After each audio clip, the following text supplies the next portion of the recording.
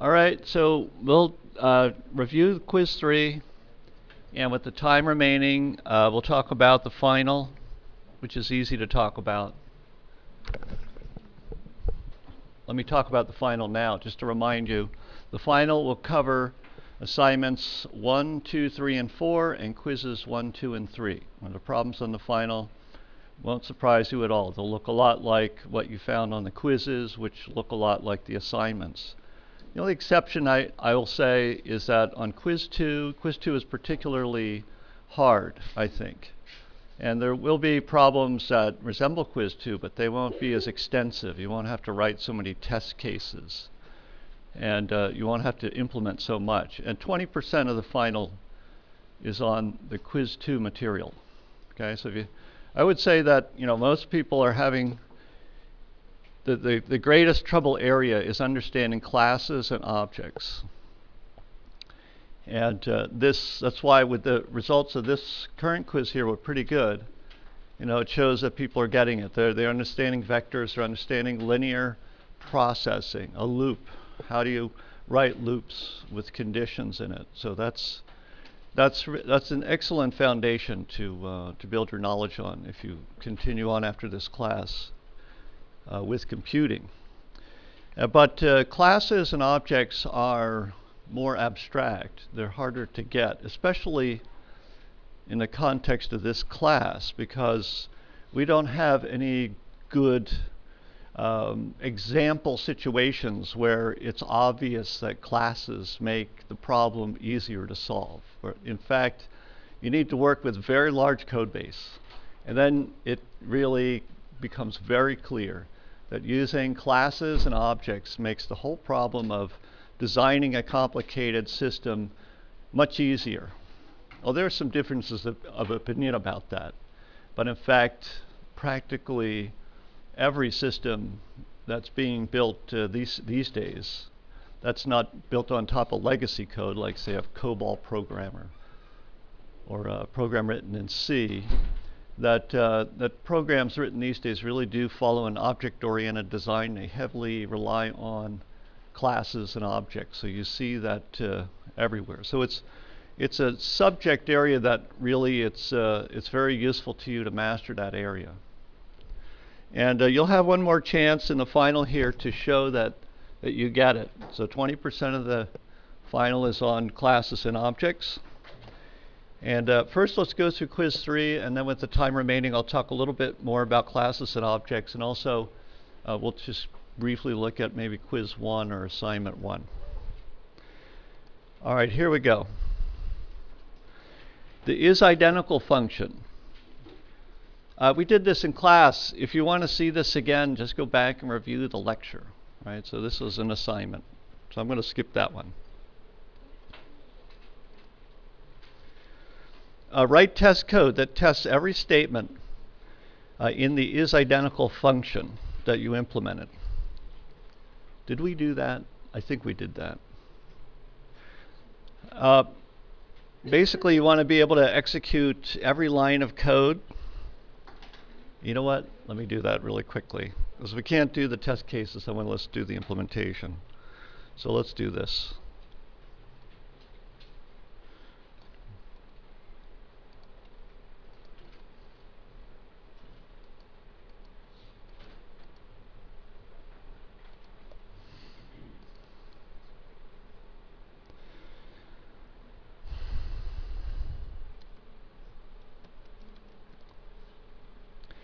So the first thing we checked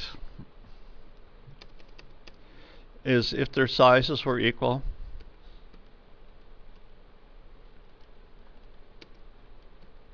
Or if their sizes were not equal.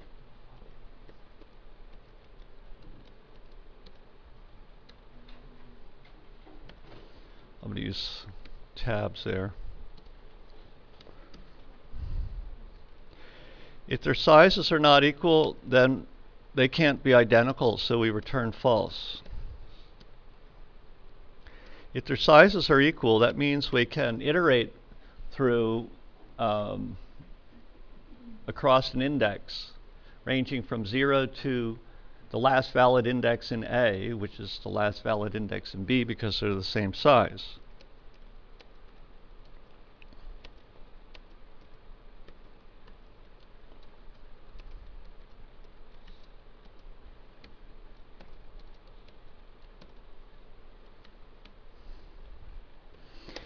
And what we look out for there, and it's a bit of a trick, if you can, maybe not a trick, but it's an insight you need to have, and that is that you're not looking for equality here. You're looking for inequality, because if the two items in slot I are different, then you can conclude on the spot that the two vectors are not equal.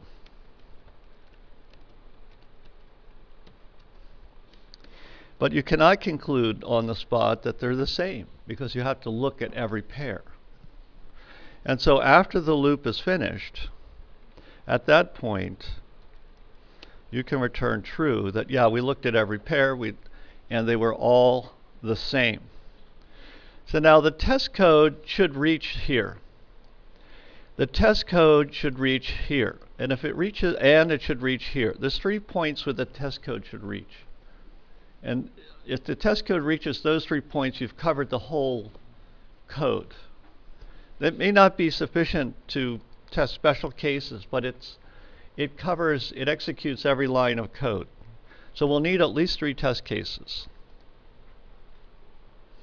Let's do the one where we hit this one. And I'm just going to use a minimal set of test cases here. So let's do a vector of int. Call it v1,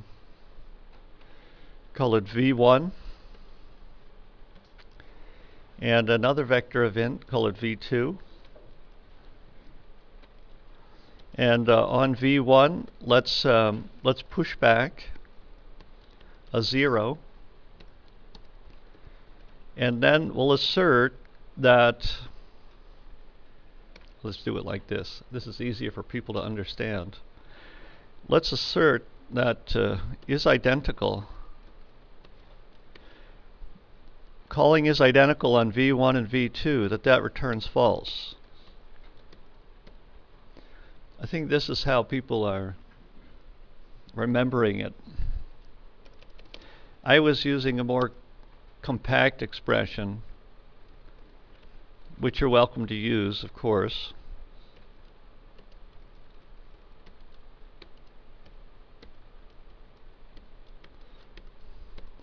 That's what I presented, but in fact this might be a better form if it makes more sense to you, if it's more readable to you.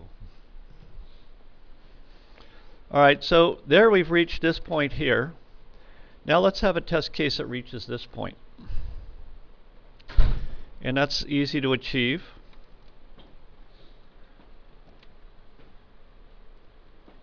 Actually, let's do it like this. Let's reach this point next. So the first test will reach here. The second test will reach here. And the third test will reach here.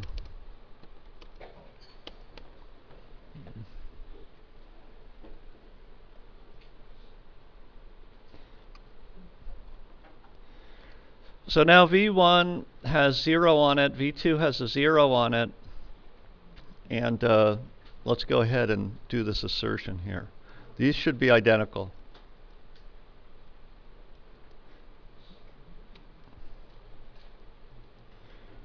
Once again, you can do it like this, or you can use the compressed form.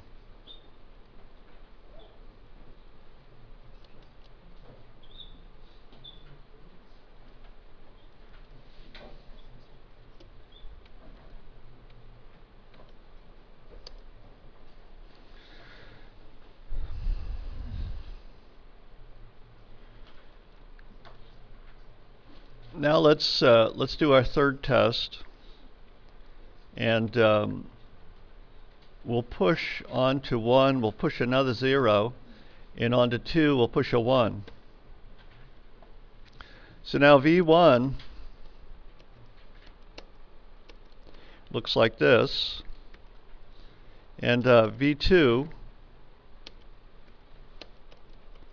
looks like this.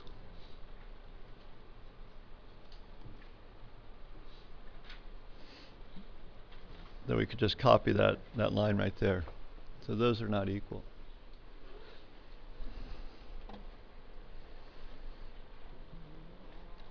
Any questions on that?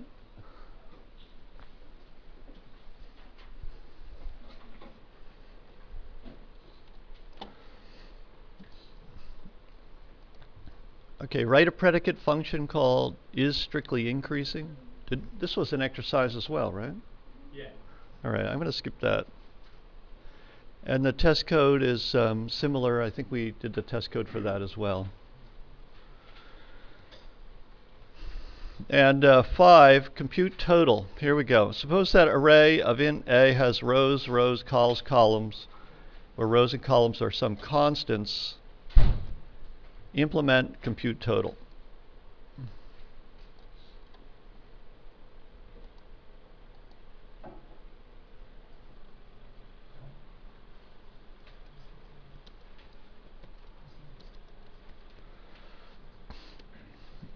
Okay. Just as an example, so that you see this,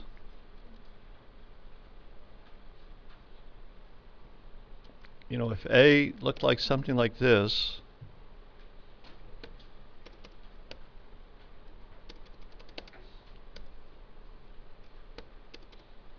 did we do this already? Compute total on an array?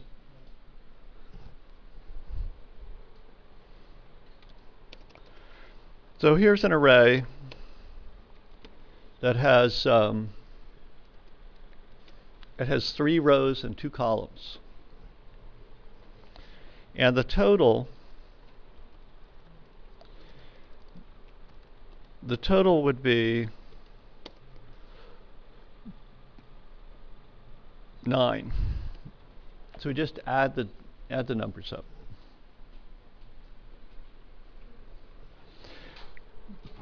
So now that's just an example. Rows and columns is not given, so we don't know what rows and columns is. So we have to leave those as variables.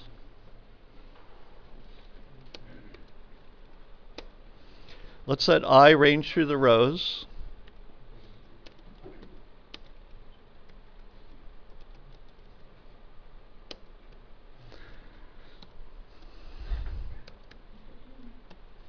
And we'll let J range through the columns.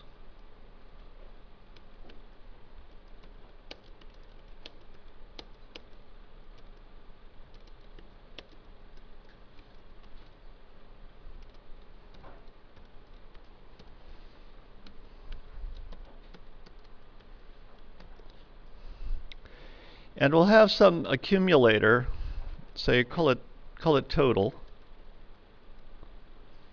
And whatever's in total, we add to it the value at ij.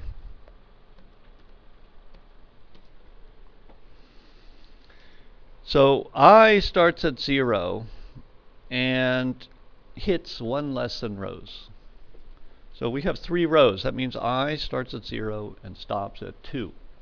So I is 0, I is 1, I is 2. This is row 0, this is row 1, and this is row 2.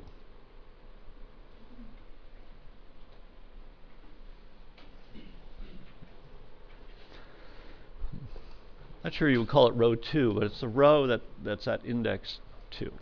Let's call it like that. And so the thing is, we need to declare total and initialize it to 0, because right now we don't know what total is. So in this code, we need to declare total and set it to 0. That's important in this particular language because there's no automatic initialization. Whereas in other languages like Java or C#, you could do that and you'll be guaranteed to have total set to 0 because there's initialization there's default initialization that the compiler generates. But in C++ and in C, there is no automatic initialization. We have to do it manually. One more thing to do. That's not a complete solution yet. What's missing? Yep, that's it. We have to return it. See, here the function is declared as returning a double. Oh, we're using int here. Sorry. This whole thing should be a double.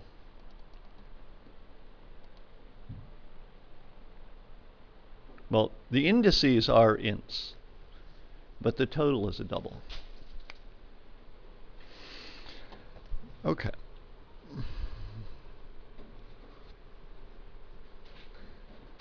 So the function is not void. The function is declared as returning double. So somewhere in there we need to return something that's a double. So you'll need to remember that. Does it matter where the return is, like inside the braces? Oh, wait a minute. That does matter, actually. And that's my mistake there. It should be on the outside of the for loop, but inside the function.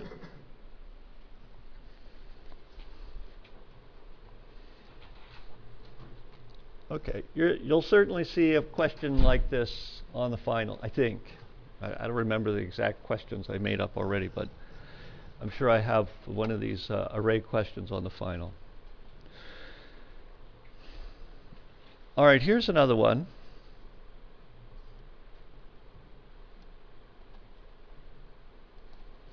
Replace with 7. So here's a vector coming in, v. And the function should replace every value that appears in the vector with the number 7. The function should not change the size of the vector.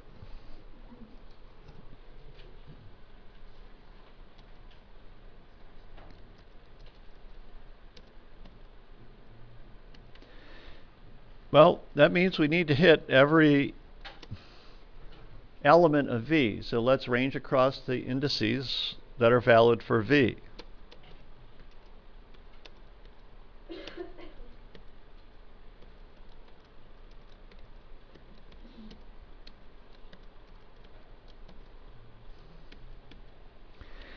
And for each index I that's valid for v, let's set the value at I to 7. That's it. Now here, the function is returning a void. That means we don't need a return statement, but because in fact we're not returning anything. But if you put that in like that, that would be all right. That's what happens. The code reaches the end of the function and then returns. You see, there's no argument to the return statement there. We don't need to return anything. So this is in fact optional. We don't need that.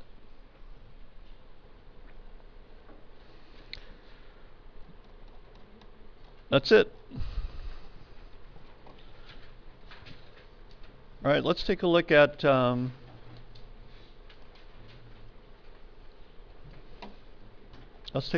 example that I presented to some students on Saturday that explains about classes. I'll do that here in Notepad.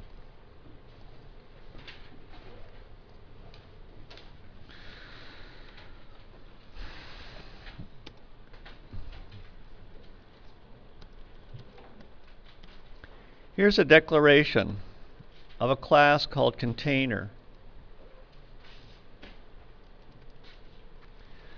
And the container has a constructor in the private section, and it has a capacity. Oops.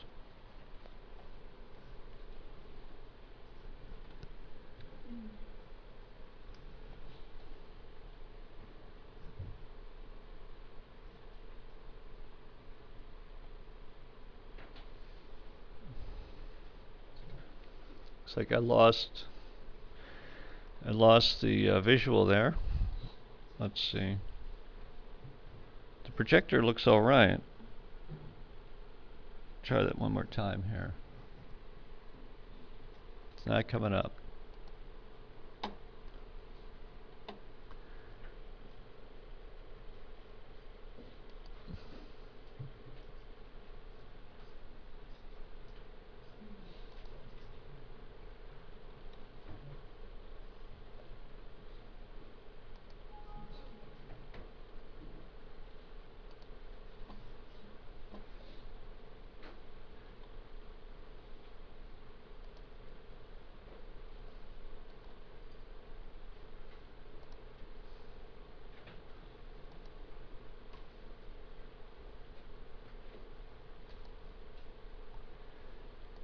Alright, I'm gonna have to use the chalkboard today.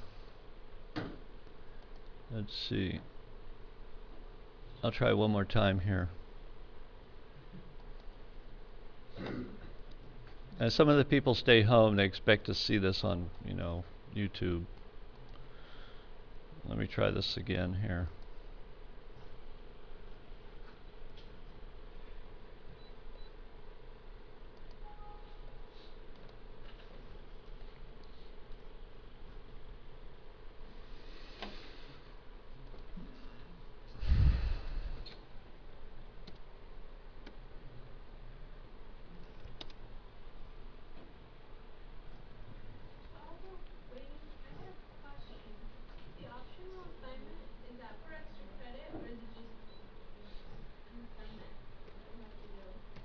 The optional assignment?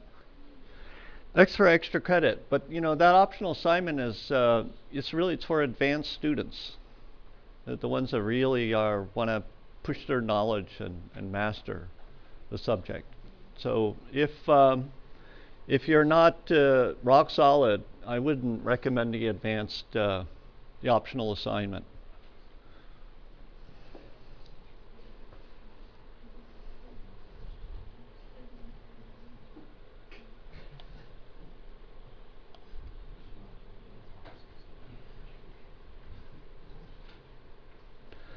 All right, I don't know what's wrong with this thing.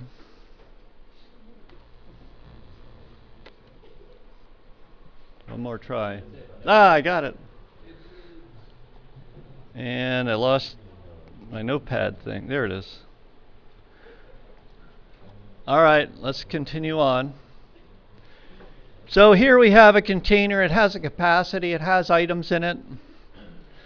And, normally when you have a state like this, and remember what you got here is, you're going to create instances of this container. So you might have 3 instances of the container. And I'm just going to show you what that might look like. You might have a container that has a capacity of 20 and 5 things in it. You might have another container that's got, 12 things in it, a capacity of 12 and 6 items. Another container that can hold 2 things, and there's nothing in it. See, so you have different kinds of containers. And this class here is an abstraction. It's a model of containers in the real world. So containers in the real world have a lot more details to them. They have labels and shapes, but we don't care about the label on it. We don't care about the shape or the material it's made. All we care about is what's the capacity for that container to contain whatever items are intended for it, and how many items are there currently in the container. And we're forgetting all the other details about these physical real-world containers. We're just modeling them, and with a simple model. So we can have any number of containers, and these containers, these are the instances of our model. So we have 3 instances here, 3 container instances, and the class is our model. This is our template. One way to think of it is it's our cookie cutter. The cookie cutter is like a template, so you stamp out cookies with the cookie cutter. All those cookies are going to be of the same type, like a Christmas tree or whatever it is you stamp out. And then, and these are like these instances. These are the cookies that are stamped out of the cookie cutter. All right. So now we've got all classes need constructors. And what the purpose of a constructor is to initialize the member variables. It's very straightforward. There's two member variables, so we're going to pass in, and I'm going to change this a little bit. I'm going to call that I here, and I'm going to call that C. And you know, here, this is just the current state of that object. But if we had created this object, it might look something like the following.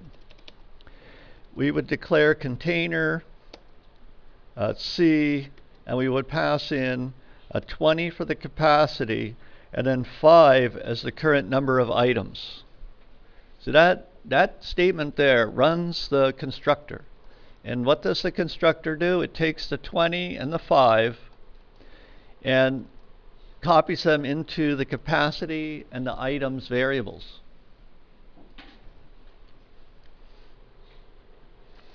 And then if we do something like add items, well, we'll make that bool. That's what we're doing. We're returning bool here. Let's suppose we want to add I items.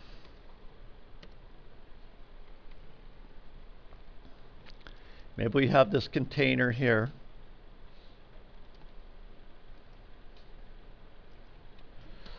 And we do C dot add items. Pass in a 2. See, now, at this point, the container looks like this. It has a capacity of 20. It has 5 items in it.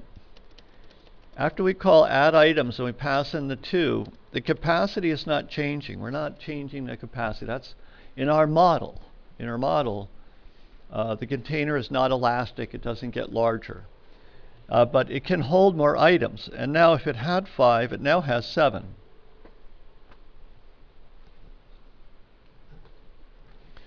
And if we call add items again,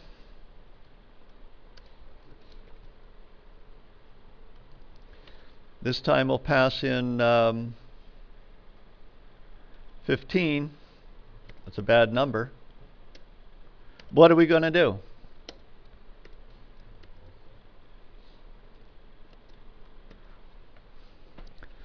Well, if we take 7 and add 15, we'll get 22. All right. So that exceeds the capacity of the container. So what do? Do we reject it? False. Yeah. Well, we're going to return false. Okay, we'll return false to let the caller know that something's wrong. But what are we going to set items to? We're going to leave it alone, leave it at 7, or we're going to set it to, say, 20, fill the jar up or the container up as much as we can, and then return false to let the caller know something went wrong. So those are two different policies. And it depends on the problem statement. What are you going to use this model for? What are you building your software to do? And whatever it is in the real world, if you're like in say the shopkeeper, and you say add items and you give that many items, and the shopkeeper fills the jar all the way up and then pockets the remainder, and well, then you're going to want to use the policy where we set items to the maximum, to its capacity. But if it's an honest shopkeeper and he says, no thank you, I don't take your money, and I'm not going to put any of those items into the container, just keep them all for yourself, please give me the right number. Well, in that case, if that's the scenario that we want to model, then we'll follow the other policy, we'll leave the items at 7. So it depends, once again, on the problem. And in the context of the final, it's the problem statement. I'll tell you one way or the other, which way I want items to be implemented. So I'll state that in the problem.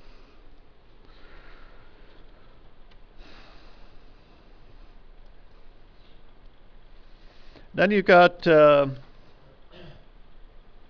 here's another example. Get items. How many items? So we might say, well, let's do it where it's a dishonest shopkeeper. He fills up the jar, pockets the rest. And then we might test that.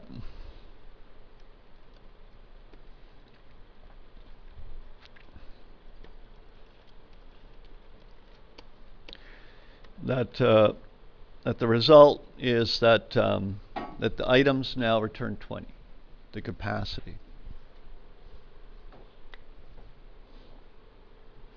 But if it was the other way around and there was just a refusal, then we would put the test like this.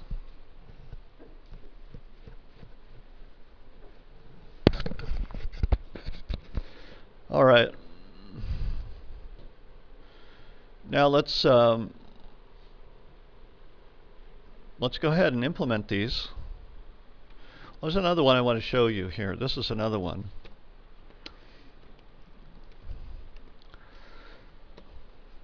Is the container full? Is the container empty? These are just simple informational functions.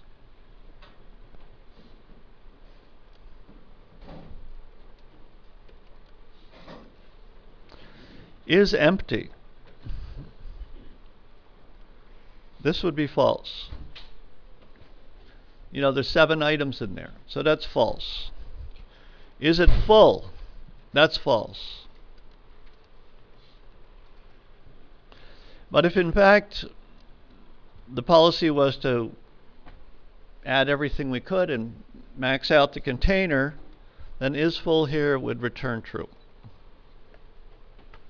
Right, so that's just a simple predicate function that returns true or false. Some property about the instance, the object that you're interested in. All right, let's go ahead and implement these. Here's the constructor.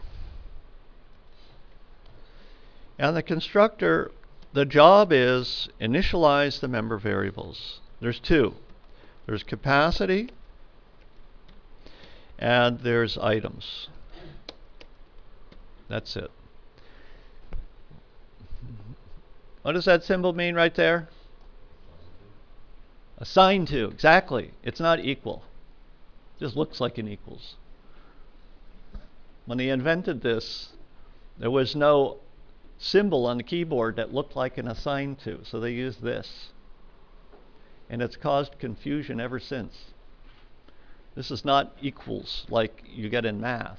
This doesn't define an equation. This doesn't define a relation between variables.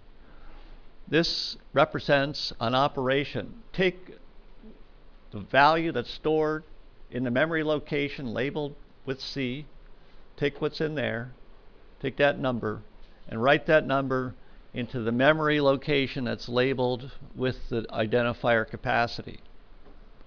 So it's an assignment. Take what's in C, assign it to capacity. And here, that's it. Our object only has these 2 member variables, so we've taken care of both of them. That's now implemented. Now, if you omit this part, it's okay. I don't care that much about that part, but that's what the constructor looks like, syntactically. That's what it should look like. Once again, if you omit that, it's not a big deal. But I need to see that you understand about what's a member variable, what's the purpose of the constructor. It's to initialize the member variables to the values being passed in through the constructor. All right, let's look at the next one here. Add items.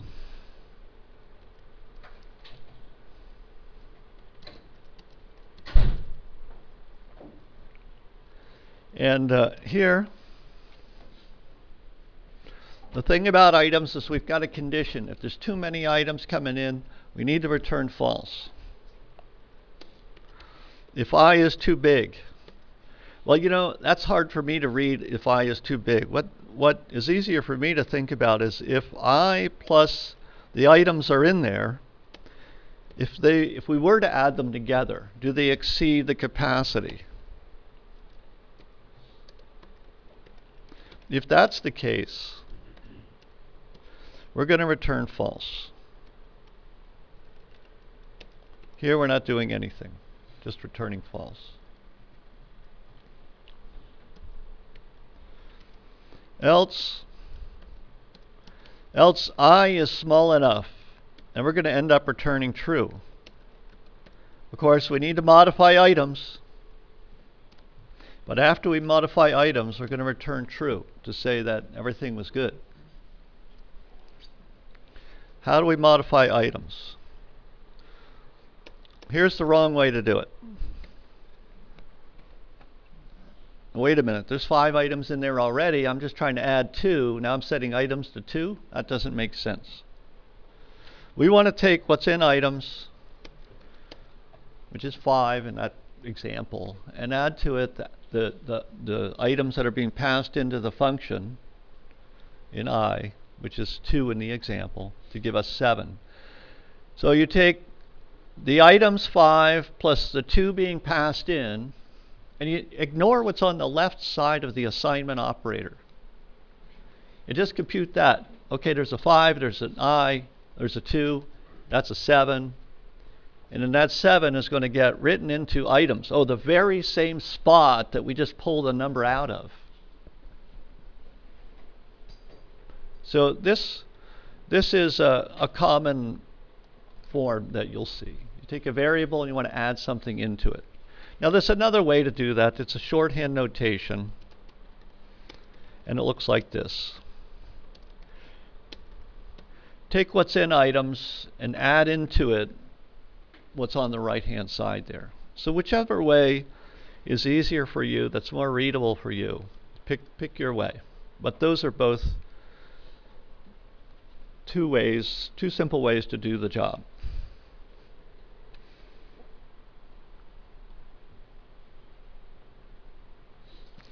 All right, let's do this one. The rest of these are very easy. The hard one was the add items, because the add items has a conditional.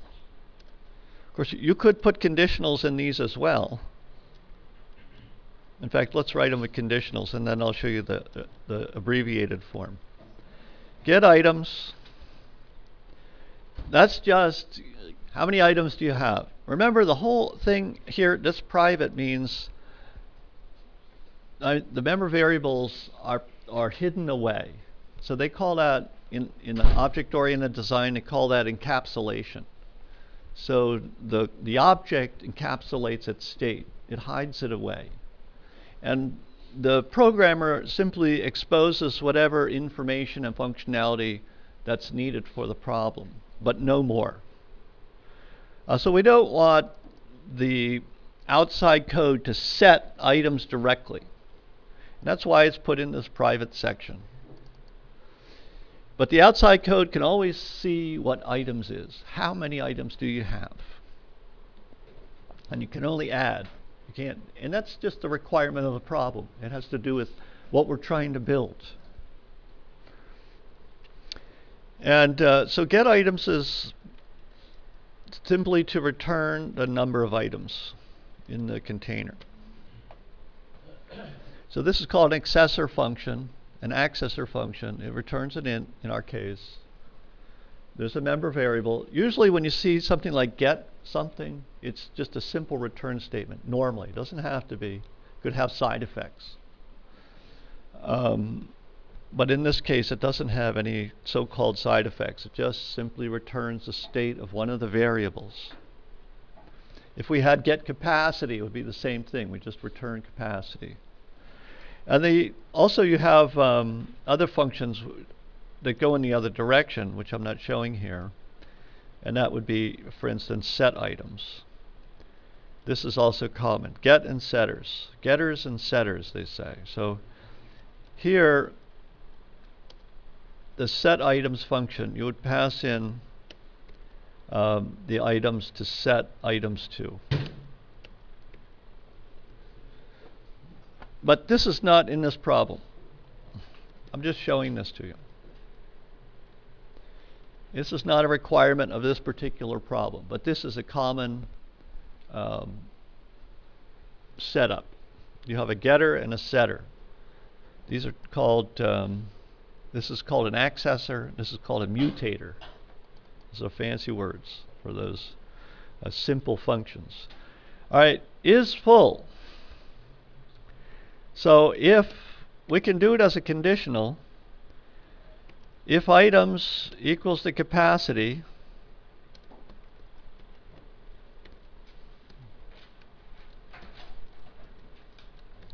here, this double equals, this is more like the math equals. That's more like the real equals. That's a relation, that the left-hand side equals the right-hand side. There's no assignment here. So in fact, if you want to think about equality, like math equality, this symbol here is more like that. But the way to look at this is that you've got an expression with a left-hand side and a right-hand side, and that expression is going to be replaced by its value, which is going to be true or false. So you say it resolves to true or false, or it evaluates. It evaluates to true or false. We have an expression. It evaluates to true or false. So if this evaluates to true, that means we're full, right? The number of items in the container is the same as the container's capacity. So we're going to return true. We are, in fact, full. Else, in all other cases, we're going to return false.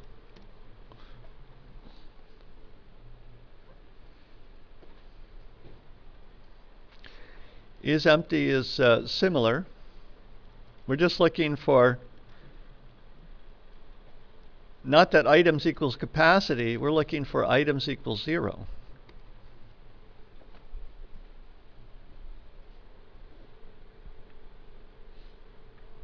That means the container is empty. So we return true. There's shorter ways to express these functions. And if this shorter version makes sense to you, you can use this. This is the form that I would normally use.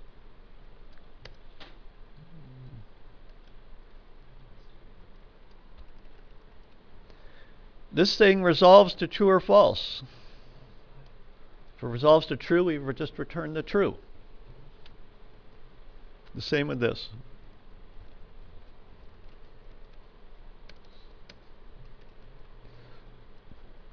But I like to minimize the number of symbols, so I take out the parentheses. The danger there is, oh, can I do that? Oh, let me think. Can I return items, and then after I return items, compare that sub-expression to capacity? That doesn't really make sense, right? So in fact, this operation to return something has lower precedence than this operation, which is to do a comparison. So you do this first, and that evaluates to true or false, and that's what you return. Same down here.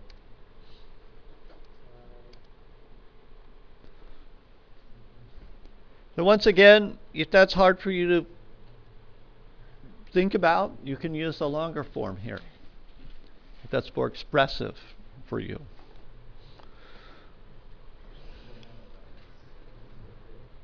Any questions about classes? 20% of the final.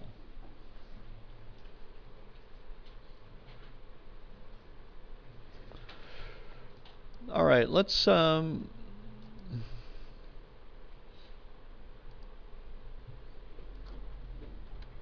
just in case I need it.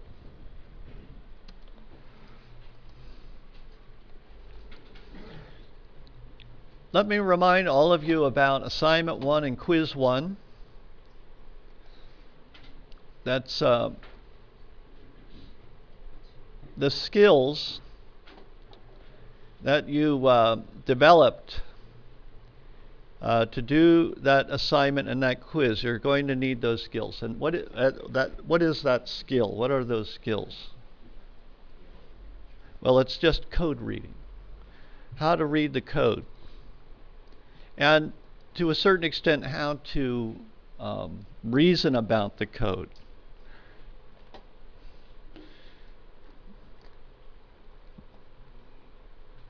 when the number is small, like in this case here, you're incrementing I, comparing I to 7, then you're not going to go through too many iterations of the loop. You can simply execute the code as if you were a robot and then compute the result. But in the case where, down here where k is 100, the loop is going to run 100 times. So that's too much work. You're not going to want to simply execute the code. I mean, you'll execute a few steps of the code so that you can understand what it's doing.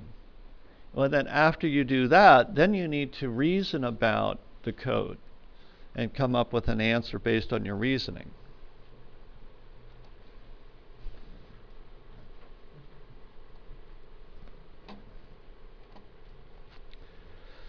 Let's go ahead and do a few of these. These are very important on the final.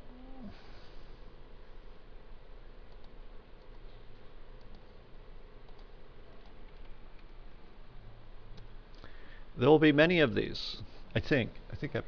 I don't know how many is, but certainly more than 20%. I just don't remember, but I put them on there. And you know, you got to look at this, and you know that you need to read it in a kind of a sequential way to begin with, and then after going through it sequentially, then you can start building some sort of holistic view or concept of what this piece of code is doing. But if you just stare at it and try to get it by looking at it, you know, like you're looking at a picture, it's not going to work. You need to be systematic about it. You need to start at the first line and mentally execute it and pretend as if you were a computer. And that means allocating storage space and recording the state of that storage, or the state of those variables. So here's a variable I. So let's go ahead. We've got a storage area here, I, and we initialize it to 0. So we're just going to write that down there. That's a little note. So that's what happens when execution reaches that first line. We allocate I. See, int I, whenever you see a data type in front of a variable name, you know that that's a definition. That's an allocation. We have to set aside memory, create a variable to store a number or a string or an object, whatever. So we'll make a mental note of it. Oh, more than a mental note. I mean, you can make a mental note, that's great. Then you don't have to write it down. But it helps just to jot it down. So I'm going to jot it down here. I is 0. And then, in fact, I scan through here and I see, well, I is the only variable, so that's not bad. But we're going to get confused because we're not just printing a variable. We've got these sub-expressions that we need to evaluate, then use them. Like here, we're computing 2 times whatever's in I, and whatever the result is, we have to output it. We have to send it into the output stream, which goes to the display normally. And so, all right, so let's go ahead and do the second line. Let's back up here and do this. So this is a loop. And so you've got to remember, what is a loop? A loop means, and you should just get very clear about this, the most important thing about a loop is this thing called the loop condition. If the loop condition is true, do the instructions inside the body of the loop. After you do that, check the loop condition again. If the loop condition is still true, repeat the instructions in the loop. So you're going to repeat a block of instructions until the loop condition becomes false, and then you're done. And then you move on, go to the next piece of code that comes right after the loop. So this is the ending brace. This is the starting brace. This marks off the start and the stop of the body of the loop, the statements that are going to be executed repeatedly. All right, so we did this line. Now we're going to come in and do the loop. Well, this is a while loop. So we need to look at the loop condition. Is the loop condition true? Let's see, I is 0. We made a note of that here. 0 is less than 7. That is true. Okay. So now we got to compute. Then what we're going to do is we're going to do these lines. All right, that means let's do the first line. And the first line has got two operations. Well, let's get it straight here. Let's not be confused. Let's figure out which operation we execute first. The output operation? No, because this has higher precedence. We want to compute what's on the right-hand side of the output operator. Figure out what this resolved to. I lost it again. Last time it was the input signal to your laptop. This? Yeah. It was in all the Pull it out. Push it in again. Excellent. Good job.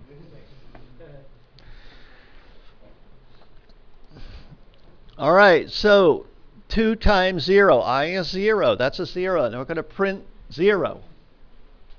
And actually, the question is, when this code runs, what does it print? Okay? And I want you to write it out. I mean, it's just a 0. It prints a 0. Okay? And so you don't have to do this, but just to show you, that's what I want. I want to see the. And so after that line runs, you got to do this one. That means increment I. Okay, so we have a record of what I is. If we increment it, it's now 1. Increment means to add 1. And now we're at the bottom of the loop. Okay, it's time to do the loop condition. For the for loop, it's different. Where the for loop has an end of loop instruction. But in a while loop, there's no end of loop instruction. That's why, here we're modifying the variable that the loop condition depends on. So we have to do that ourselves at the end of the loop, rather than in the for loop, that plus I would be up inside here. All right, check the loop condition. Is I less than 7? Yeah, it's 1. All right, what's 2 times I? Well, that's 2. Don't jump here. Don't say, oh, okay, I is 1. Now I'm going to print 1. Be careful, slow up, do it, one piece at a time. So we've got 2 times 1, that's 2. Output that, we get a 2. Then we increment I. 1 goes to 2. Check the loop condition. It's true. Evaluate this. That's 4. Print 4. Increment I.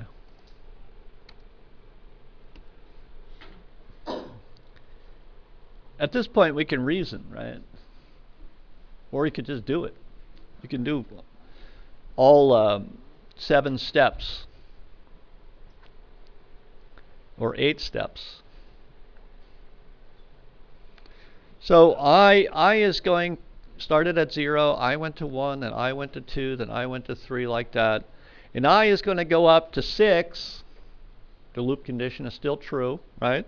So that means we're going to be printing stuff until I hits 6. And when I is 6, we're going to get 2 times 6. That's 12. So we're going to print 12. And then we're going to end up incrementing I. So I becomes 7.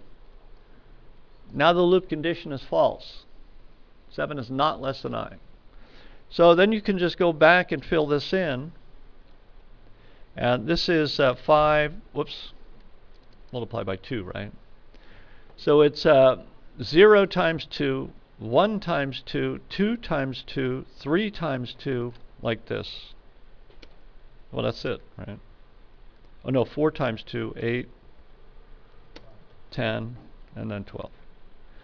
Now, there's no space in there. I mean, if you write this down on your final, that's good. But in fact, because we're not outputting any spaces, in fact, that's what it's going to look like.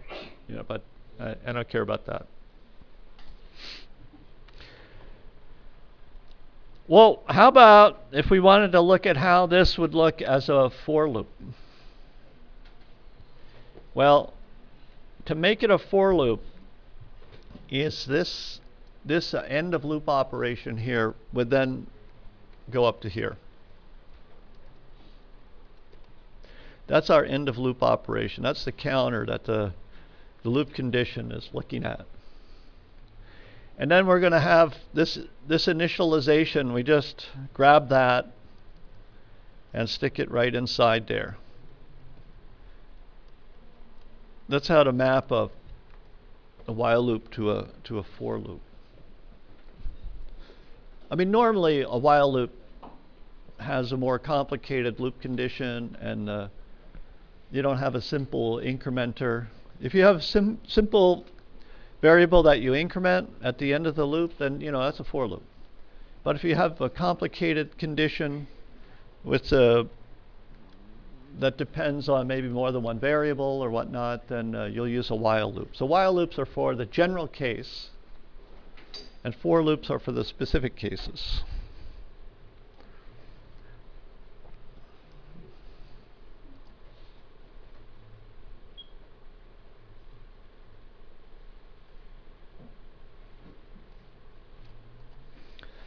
How many times does the body of the loop run?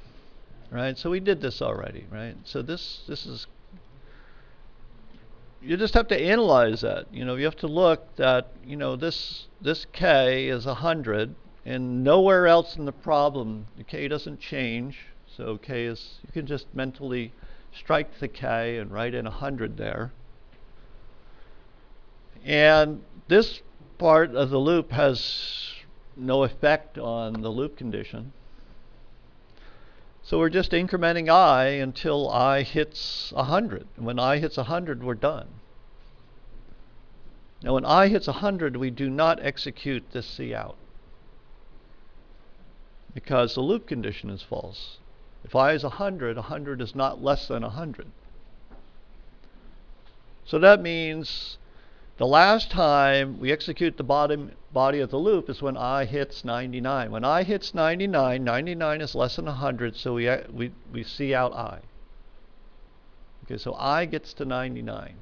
We execute the body of the loop when I is 99. We execute the body of the loop when I is 0. So that means we've got when I is 0, when I is 1, when I is ... when I is 99. So don't be off by 1. That's 100 values, because we started counting at 0. So this loop runs 100 times. The body of the loop runs 100 times.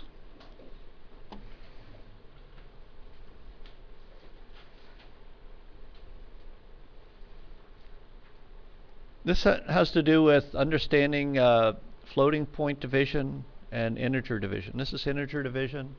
You do truncation. 1 divided by 2 is 0, because that's integer division. Here, 1 divided by 2.0, oh, that's 0.5, because that's floating point division. We can distinguish that here. The numerator and denominator are both integers, so the compiler says that's integer division. And if either one of those has a decimal point, the compiler says that's floating point division.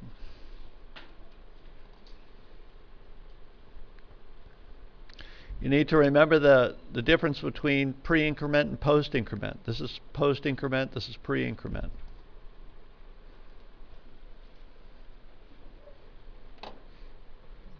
When you're writing a for loop, does it matter which one of those two you write? When you're writing a for loop, Yeah. does it matter?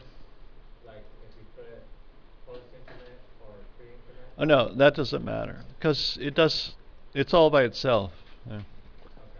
Yeah, that's all right. It's like this. Okay. Wait a minute, sorry, I didn't mean to do that. I was trying to undo, but I only get one step of undo here for some reason. It must be Notepad.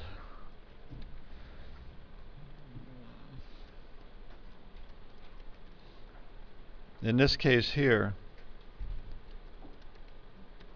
this, this and this are the same thing because it's all alone. It's not used in another operation, not just by itself. But if you did something like this, well, this gives a different number than this. The I still gets incremented in the same way. The I still gets incremented as a result, but this will use the earlier I, and this uses the I after the increment. This uses I before incrementing, and this uses the I after incrementing. So the increment is before the variable. That means do it first.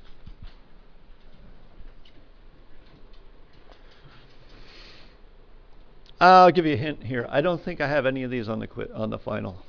You can sort of mentally relax on that one. Shift over to the other ones.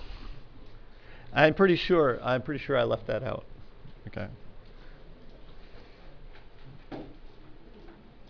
Okay, and I think that's it. A question back there.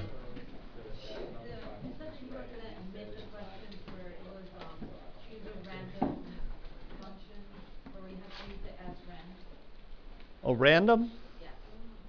Is it going to be for all of them, or is it only going to be for the top? No, I'm not. There's no. I'm not sure I use.